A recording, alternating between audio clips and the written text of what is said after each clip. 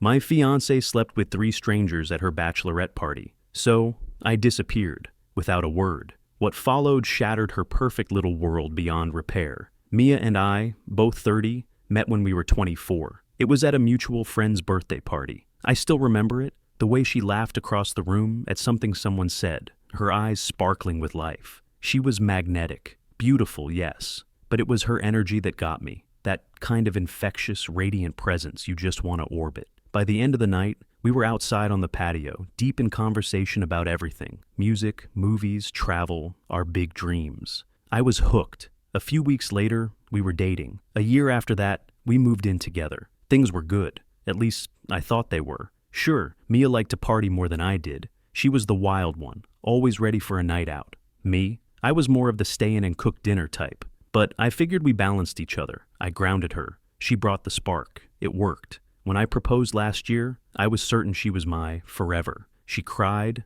not the polite kind, but full-on tears, and said yes before I even finished asking. We dove into wedding planning together. Venues, cake tastings, even arguing over whether to have an open bar. It all felt like we were building something solid, something lasting. Turns out, I was wrong. The beginning of the end came in the form of a package. A stupid little gift bag, glittery, pink, harmless looking. I wasn't even supposed to be home when it arrived. My shift ended early, so I thought I'd surprise Mia by making dinner. I walked into the apartment and saw it sitting right by the door. A sparkly tag hung off it. To the wildest bride-to-be, you deserved every second of it. Love, Tasha. At first, I didn't think much of it. Tasha, Mia's best friend, loud, dramatic, always with a flair for chaos. She'd been glued to Mia since college. I'd never really liked her, but I tolerated her for Mia's sake. They called themselves the fun duo. Mia swore Tasha just brought out her spontaneous side.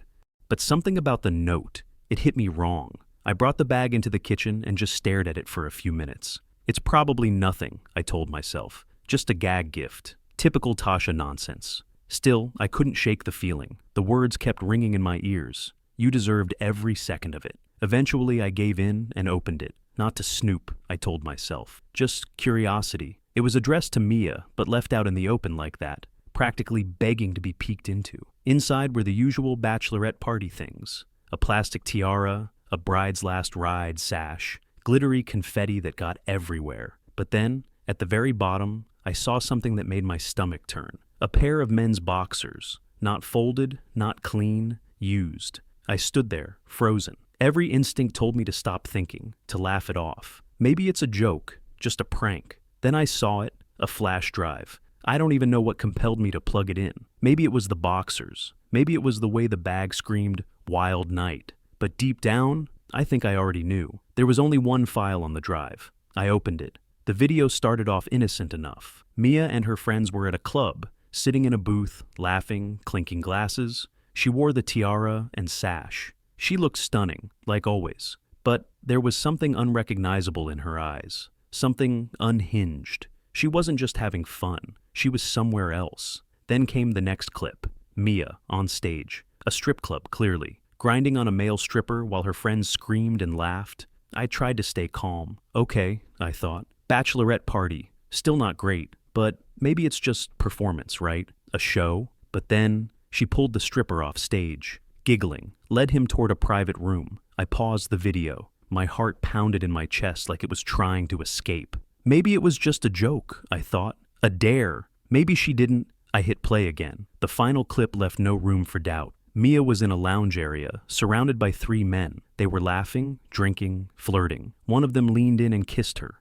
and she didn't pull away. She kissed him back. Then another guy joined in. By the end of the video, she was leading all 3 into what looked like a hotel room. In the background, I heard Tasha's voice. "Mia, you're a legend. Bride of the year." I sat there, staring at the screen, numb. That woman on the video, that wasn't the Mia I knew. That wasn't the woman I'd spent 6 years with. That wasn't the person who used to fall asleep in my arms while we watched rom-coms, talking about kids and houses and forever. That night, Mia came home like nothing happened. She kissed me on the cheek, asked how my day was, and started rambling about how Tasha had the best ideas for the reception centerpieces. I nodded, I smiled, I even made dinner, but inside, I was done. I didn't sleep that night. I lay in bed, staring at the ceiling, replaying the video again and again in my head. Every laugh, every kiss, every second of her with those guys felt like a dagger twisting in my chest. I thought about confronting her, about yelling, screaming, demanding an explanation. But what would it change? By morning, I had my answer. Mia kissed me on the forehead before heading to work. "I can't wait to see you tonight, babe," she said. "I can't wait either," I replied. The second the door shut behind her, I moved. No coffee, no hesitation, just movement. I grabbed a duffel bag and started packing. Clothes, my laptop, chargers, toiletries, anything I could carry without making a scene. I wasn't coming back. I didn't need much. Let her keep the furniture, the gadgets, the TV. I didn't care. I just wanted out. It felt surreal. I've always been the kind of guy who plans things to death. Every vacation, every errand, even Sunday dinners. But that morning, I was stuffing socks into a bag like a fugitive. I needed somewhere quiet, somewhere to think. I Googled places to stay. A cozy little resort 2 hours out of the city popped up. Not fancy, but private. Quiet, peaceful, perfect. I booked it for a week and paid up front without blinking. Before I left, I grabbed a folder from the desk. All the wedding contracts. No way in hell was I paying another cent toward a wedding that wasn't happening. I called the venue as I walked out. "Hi, this is Ryan," I said, keeping my voice steady. "I need to cancel our wedding reservation." The woman on the line sounded startled. "Oh no? Can I ask why?" "Change of plans," I said. "Life happens." She started explaining the cancellation fee, 20% non-refundable. I didn't care. "That's fine, just cancel it." I got in the car, didn't even look back at the apartment. As I drove to the resort, everything replayed in my mind. Was this the first time? Or had she always been like this? Was she hiding this version of herself the entire time? I stopped halfway to grab snacks and water. While I was paying, my phone started buzzing. I didn't have to check to know who it was. Mia. Text after text, call after call. She'd gotten home and realized I was gone. I didn't read the messages. I wasn't ready for her excuses, her fake tears, her "it wasn't what it looked like" speech. I silenced my phone and kept driving. The resort was small but perfect. King-size bed, little kitchenette, fireplace, a deck overlooking the lake. It felt like a world away from what I'd just escaped. I dumped my bags on the floor, sat on the edge of the bed, and exhaled. A long, shaking breath. For the first time all day, I felt the full weight of what had happened. This wasn't just a fight. It wasn't a misunderstanding. I'd walked away from my fiancée, my home, my future, everything I thought we were building. That night, I made a sandwich from the gas station snacks and finally checked my phone. 21 missed calls, dozens of texts. They started light. "Hey babe, where are you? Did you go somewhere without telling me? Let me know when you're coming back." Then they got panicked. "Ryan, this isn't funny. Where are you? Are you okay? Why is your stuff gone?" Then desperate. "Please call me. I don't understand what's happening. Please." I didn't respond. Instead, I called my parents. They're not the kind of people who cry. When I told them I'd left Mia and canceled the wedding, my mom just said, "Okay, sweetheart, want to tell us what happened?" I kept it vague. She wasn't who I thought she was. My dad just said, "Good, better now than later." They didn't ask for details, just told me they loved me and to take whatever time I needed. That night at the cabin was strange. Every sound made me jump. I kept expecting Mia to walk in, ask what I wanted for dinner, pretend everything was fine. But she wasn't coming, and I wasn't going back. One thing kept nagging at me, and her name was Tasha. She wasn't just some bystander in all of this. No, if anything, she was the ringleader. That video from the flash drive, it wasn't just some blurry accidental party footage. It felt like a highlight reel, edited and delivered like a trophy. And that note she left? You deserved every second of it. It wasn't a gift. It was a confession. I thought back to the first time I met Tasha, back when Mia and I started dating. She was one of the first people Mia introduced me to in her circle. Right off the bat, I got a bad feeling. She was loud, sarcastic, always performing like life was an audition. Mia thought she was hilarious. I thought she was toxic. Over the years, I learned to tolerate her, but I never trusted her. Looking back, the red flags had been there. Tasha constantly pushed Mia to go out, even when we had other plans. Mia would come home at 2 a.m., drunk, with Tasha in the background shouting into the phone, "Sorry for stealing your girl, Ryan." I used to laugh it off. Now, it felt like foreshadowing. At the resort, I decided I wasn't ready to confront Mia yet, not directly, but I wanted to deal with the source. I wanted answers from Tasha, the one who hyped the whole thing, recorded it, and left it in a glittery bag on our doorstep, like a bomb waiting to go off. I didn't want to call her. I wouldn't give her the satisfaction of my real number. So I downloaded a burner texting app and sent her a message. Hey, it's Ryan. We need to talk. Meet me at the coffee shop on 7th tomorrow, noon. She responded in under 5 minutes. WTF? Are you okay? Is Mia okay? What's this about? I didn't answer. The next day I drove into the city, parked a few blocks from the coffee shop, and waited.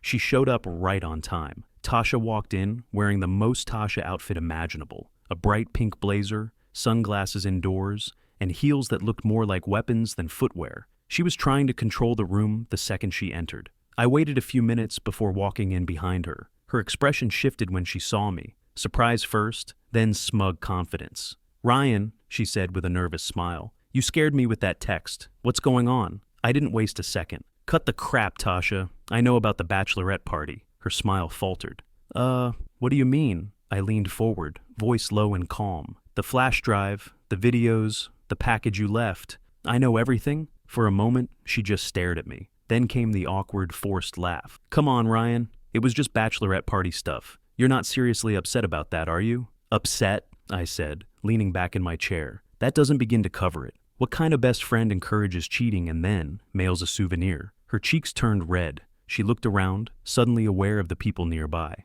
It wasn't like that, she said quickly. It was just a fun night. No harm, no foul. I pulled out my phone, opened the screenshots I'd saved. Messages she sent Mia. Bride of the year. You own that stage, girl. Don't feel guilty. It's your last chance to be free. I slid the phone across the table. Tasha's eyes widened. She reached out, trying to push the phone back toward me. Ryan, you're taking this way too seriously. It's tradition. Every bride deserves one wild night. I stared at her, voice sharp and low. Tradition? Is that what we're calling it now? Because from where I'm sitting, it looks like you were orchestrating the whole damn thing. She sighed, exasperated, and crossed her arms. Look, I didn't force her to do anything. She's a grown woman. She made her own choices. Yeah, I said, nodding slowly. And you were right there cheering her on. She snapped back. You think I made her cheat? I didn't put those guys in the room. That was her choice. You were supposed to have her back, Tasha, I said. Instead, you helped her throw away everything we built. She rolled her eyes. Please, it's not like she doesn't love you. It was just a one-night thing. You guys can move past this. That was it. I slammed my hand on the table. The whole shop went silent for a second. Tasha jumped. Move past this? I hissed. She slept with 3 guys, and you're sitting here calling it a one-night thing like it's a spilled drink? You're unbelievable. She shrank back, eyes darting around the room. Okay, fine, she said, lowering her voice. I'm sorry. Maybe it got out of hand. But, Ryan, seriously, this is between you and Mia. Don't drag me into it. Oh, you're already in it, I said, standing. And believe me, people are going to know exactly what kind of friend you are. Her face went pale. What does that mean? I smirked. You'll find out soon enough. I turned and walked out. The drive back to the resort was quiet. I kept replaying her words in my head. She's a grown woman. She made her own choices. As much as I hated Tasha, she was right about one thing. Mia wasn't forced into anything. Tasha may have been the match, but Mia was the one who lit the fire. When I got back to the cabin, I opened my laptop and started drafting an email. I wasn't ready to confront Mia yet, but I wasn't going to let Tasha twist the story. I attached the screenshots, videos, and her messages, and sent them to a few mutual friends, just the ones I trusted. People who needed to know the truth, quietly, before the full story came out. I never heard from Tasha again after that. Not that I expected to. She probably knew there was nothing left to say. And honestly, I didn't care. She wasn't my problem anymore. After the meeting with Tasha, my next move was clear, even if it made me sick to my stomach. I needed to tell Mia's parents everything. Now, before you think I was just trying to blow things up for the sake of it, let me explain. Mia's family wasn't just old school. They were practically living in the 1950s. Her mom, Janet, always had this tight-lipped, judgy energy about her. The kind of woman who could compliment you and insult your entire bloodline in the same sentence. When Mia and I moved in together 3 years ago, Janet acted like we were committing sin right out of the Book of Shame. She never outright said it, but her tone said enough. You know it's not proper to live together before marriage. Or, back in my day, we did things differently. Her father, Henry, was the strong, silent type. Grunts instead of words, judgments instead of advice. He warmed up to me slightly once I put a ring on his daughter's finger, but only because I'd passed some invisible moral test. Suddenly, Janet was hosting bridal showers, and Henry was offering help with the house down payment. Like I'd earned the right to be in their lives. But now they needed to see who their daughter really was. Not because I wanted revenge, but because they needed to face reality. Mia had betrayed me, and now she could face the music. The texts from her hadn't stopped since I confronted Tasha. If anything, they were ramping up. "Ryan, please answer. I know you're upset, but we need to talk. I love you. Please don't give up on us." Every word made me angrier. She didn't get to play the victim. She made her choices, and now she could deal with the fallout. I ignored her, but then I got a message from Janet. "Ryan, what's going on? Mia is a wreck. Please call me. We're worried." I stared at it for a while. Then I made a decision. This wouldn't be over until they knew, until they saw it. I didn't respond to Mia. I didn't give her a warning. The next day I drove into the city and went straight to Janet and Henry's house. I didn't tell Mia I was going. I didn't owe her that. Janet opened the door. Her expression was a mix of relief and concern. "Ryan, thank God. What's going on?" Mia is beside herself. She hasn't stopped crying since yesterday. I stepped inside. Henry was in his usual spot, reading the newspaper like it was still 1998. He looked up when he heard me. "Ryan," he said with a slow nod, "glad you're here. Maybe you can finally tell us what the hell is going on." I sat on their pristine couch, took out my phone, and said, calm and clear, "You're going to want to sit down for this." Janet sat across from me, her hands clenched in her lap. Henry leaned forward, eyebrows drawn together. I opened the folder on my phone and set it straight. "Mia has been lying to you. To me, the wedding's off. Because of what she did at her bachelorette party." Janet blinked. "What? What could she possibly have done that's so bad?" Without saying another word, I handed her my phone and hit play. She hesitated, glancing between me and the screen. But curiosity won. Her face shifted in slow-motion horror, from confused to stunned to devastated. "Oh my God," she whispered. "Tell me this isn't real. Tell me this isn't Mia." Henry stood up, his face flushing deep red. "Let me see that." Janet passed the phone to him with trembling hands. He watched silently, his jaw tightening with every second. "This is what she did," I said, my voice steady. "She didn't just betray me. She made a damn spectacle out of it, and her friends were cheering her on." Janet covered her face with her hands, sobbing. "I can't believe this. I can't believe she would do something like this." Henry started pacing. "That girl. That damn girl," he growled. "We raised her better than this. What the hell was she thinking?" "She wasn't thinking," I said. "And now she wants me to forgive her, but I'm done. I thought you should know the truth, because I'm not cleaning up her mess." Janet looked up, her eyes red and glassy. "Ryan, please. Maybe it was a mistake. Maybe she was pressured. Maybe she wasn't pressured," I cut in. "She made those choices on her own. I'm not going to spend the rest of my life wondering if she'll make them again." Henry stopped pacing and jabbed a finger toward his wife. "This is what happens when she listens to that damn Tasha instead of us. I told you she was trouble. I told you." Janet just nodded through her tears. "We should have said something. We should have stopped her from moving in with him. Maybe this wouldn't have happened." I almost laughed. The irony hit me like a slap. "You think us living together was the problem?" I asked. "You've been obsessed with what's proper, and you completely missed what was actually wrong. Mia's reckless. She's been reckless for a long time, and now she's paying for it." Henry sank into his chair, shaking his head. "Unbelievable. Absolutely unbelievable." I stood. "Look, I'm sorry to drop this on you, but it's your problem now. She'll probably come to you for support, emotionally, financially, whatever. I'm out. I've made my decision." Janet grabbed my arm as I turned to go. "Ryan, please, don't tell anyone else. Please, think about the embarrassment to our family." I gently pulled my arm away. "That's not my concern anymore, Janet. That's on you." I walked out. On the drive back to the resort, I felt something I hadn't felt in days. Closure. For years, Mia's parents had looked at me like I was lucky to be with her. Like I was just barely good enough. They saw me as a stepping stone in their daughter's perfect life. Well, now they knew. Their golden girl? She wasn't so golden after all. Later that evening, I got a voicemail. It was Janet. Her voice was soft, broken. "Ryan, it's Janet. I don't even know what to say. Henry and I are devastated. We confronted Mia. She's completely fallen apart. She says she doesn't know how to fix this. But honestly, neither do we. I just wanted you to know. We're so sorry. If you ever want to talk, we're here." I deleted it. Mia could explain herself to them now. I wasn't her safety net anymore. I was done.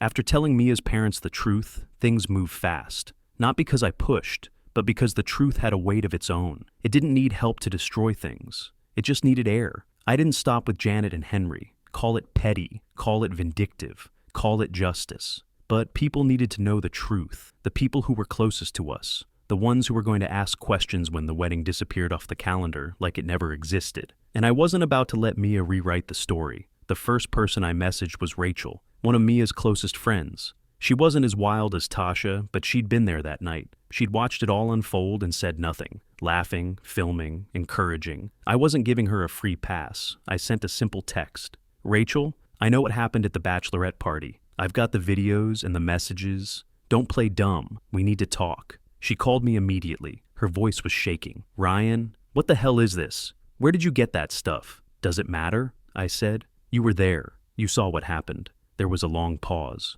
She stammered. I didn't know it was that bad. I thought it was just dancing, flirting. I didn't know. I cut her off. You didn't know? You didn't know she disappeared with 3 guys? You didn't know she cheated on me in front of everyone? Silence. I could hear her breathing, could feel her scrambling for something to say. I thought it was just a wild night. Tasha was hyping her up. Mia said she didn't want to feel boring. She said marrying you felt like the end of fun. That hit harder than I expected. Even after everything, hearing it out loud like that, it gutted me. So, that's your defense? I said. That she was just going along with it? That makes it better? Rachel tried to backpedal. I didn't think it was my place. It was her night. I didn't want to start drama. You were her friend, I said, low and cold. A real friend would have stopped her. She didn't argue. By the end of the call, she apologized again and said she'd talk to Mia. I didn't care. I wasn't looking for cleanup. I was just lighting matches. Tasha was next. Not that I had to do much. The moment Janet and Henry found out, the damage control machine went into overdrive. I could only imagine the conversation Mia had with them after I left their house. And it must have been ugly, because the next day, Mia called me 21 times. I didn't answer a single one. Then came the message from Tasha. No more pink blazer energy. This one was pure panic. Ryan, what the hell are you telling people? Mia is a mess. Everyone's acting weird with me now. You need to stop. I read it and smiled. Tasha, untouchable, smug, drama queen Tasha, was finally feeling the consequences. I didn't respond. Let her stew. But then something unexpected happened. Rachel cracked. She'd tried to walk the line, but when the story started spreading through their friend group, she backed away from Mia and Tasha completely. I heard through the grapevine that she was telling anyone who would listen that she didn't know how far it went, that she never would have supported it if she had. Translation, she was covering her ass. The fallout started to snowball, fast. Mia went from being the fun bride-to-be to the scandal of her own social circle. People who once worshipped her wanted nothing to do with her. The ones who stayed quiet, they weren't defending her. They were just too embarrassed to admit they'd been there. Then Chloe reached out. Chloe was more of an acquaintance, one of those friends of a friend who always seemed polite, chill, and unproblematic. We weren't close, but her message caught me off guard. Hey Ryan, I just wanted to say, I'm sorry. I had no idea Mia was capable of something like that. If you need anything, I'm here. Short, kind, unexpected. Meanwhile, Mia was still trying to reach me. The texts had slowed down, but they were still coming. Ryan, I know you're mad, but please, we need to talk. Please, I'll do anything. Just tell me what to do. It was almost pathetic. And not in the sad, sympathetic way. Pathetic in the, you're only sorry because you got caught kind of way. She wasn't apologizing because she felt bad. She was apologizing because her life was falling apart, and I wasn't there to catch her this time. And then, the unthinkable happened. Tasha and Mia had a falling out. It started as a quiet disagreement, but spiraled fast. Chloe texted me the play-by-play. Tasha and Mia aren't speaking anymore. Tasha's telling everyone Mia's using her as a scapegoat.